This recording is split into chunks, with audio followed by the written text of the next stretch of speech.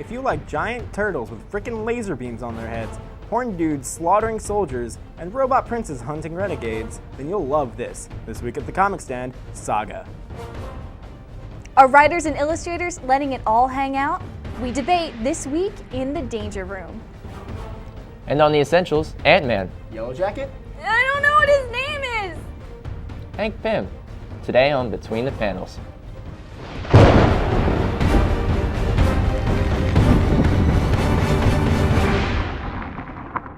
Today at the Comic Stand, we discuss Brian K. Vaughan's graphic novel, Saga.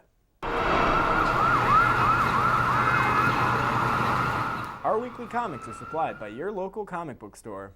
The comic book store is open 7 days a week and is located on 30 North Main Street, Glassboro, New Jersey, by the Barnes & Noble and next to Angelo's Diner.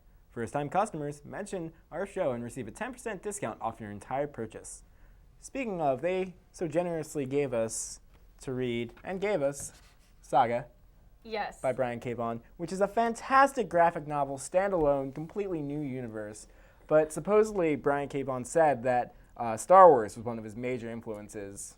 You know what? I thought that immediately, especially with the way that humanoid figures were combined with animals. At first, I also was a little bit unsure how I felt about that because I thought it was going to be a Star Wars ripoff, and then it just went, no, this is nothing like Star Wars whatsoever. You're wrong. So that was really cool. Lots of blood.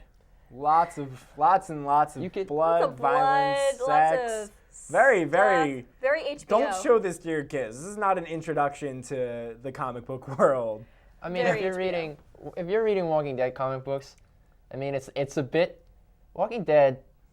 It's got its M ratings, you know. This is past. This is means past mature. Walking. This is Like us. NR not rated because there's just so many heavy subjects too. Not only racism, latent racism between robots and horned people and. Let's get into that real quick. I don't really understand how let me give you a little detail, viewers.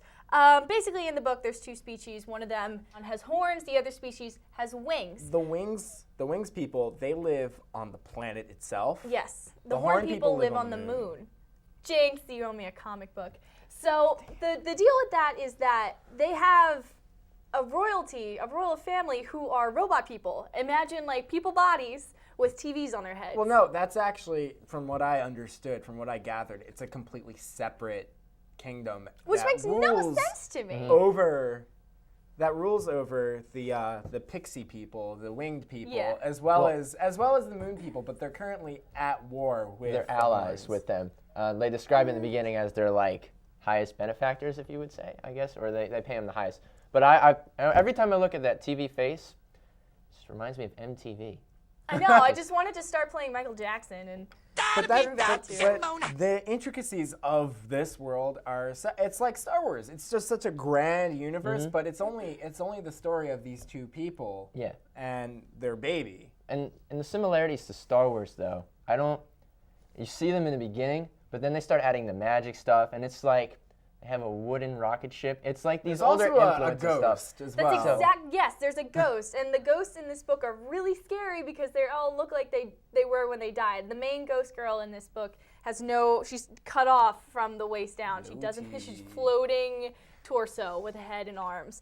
And I just thought this book was so interesting, and I agree with you, which is where I started to get a little upset in the beginning. I said, this is very Star Wars-esque, and I'm not a fan of people who rip off Star Wars. You can't remake an original, But he took it But as an yes, inspiration. he kept going with it, and that's where the magic comes in, and that's where the war comes in, and it just seems so much different. And the baby, we haven't talked about the baby yet. The baby, okay, so these two races aren't allowed to intermingle by order of the robot kingdom. Yeah.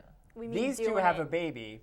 Doing it. And now, not only does the side that the horned people are from want the baby, but so does the robot kingdom. The robot kingdom wants to kill the baby because they don't want the two people to realize that they can coexist peacefully and have children. It's an abomination. Exactly. It's like Romeo and Juliet in space because it's two families, two separate races that are at war against each other, which is interesting. And then they hire a bounty hunter to come in, and that whole thing, he doesn't even... Two bounty hunters, actually. Two bounty hunters, one of which doesn't even come into the story yet. He's just out whoring it up on a planet. Yeah, He doesn't sextillion. Sextillion. Guess what they do there? Yeah, there's a lot of sex going on in sextillion. But no, it's interesting because that also brings up more real problems like child slavery, because in sextillion there's child tours. There's a 6-year-old girl that the bounty hunter is like, what? And then he just smashes the head of the Of her pimp, basically. But then he has to give her back, because if not, can't take her. He can't take her because they'll just blow him up if he takes her away. So he just leaves, and then. So there becomes the storyline of that particular bounty hunter, in which he wants to now get enough money to buy the little girl off the planet, because he knows it's wrong. She's a 6-year-old prostitute. It's completely wrong. So he wants to hunt down the two main characters with their baby to get the money to buy this little girl. And his former love interest is also hunting them, and she's on their trail more. She gets killed. So now he has not only a form of revenge. He has to avenge his long-lost love, and he has to get enough money to save this little girl. Which she's a spider thing. Like, it's not like She's Spider-Woman, like a human person with spider powers. She's a spider When we with found a out, human face. with a Venus de Milo body, no arms. So basically, like, in that sense, we don't know how they kind of got together or what was the attraction, but basically there's a whole lot of weird in this book. And definitely check out Saga. You can get it at our local comic book store. For 10% off. 10% off if you mention us. We'll talk about the next segment when we come back here on Between the Panels.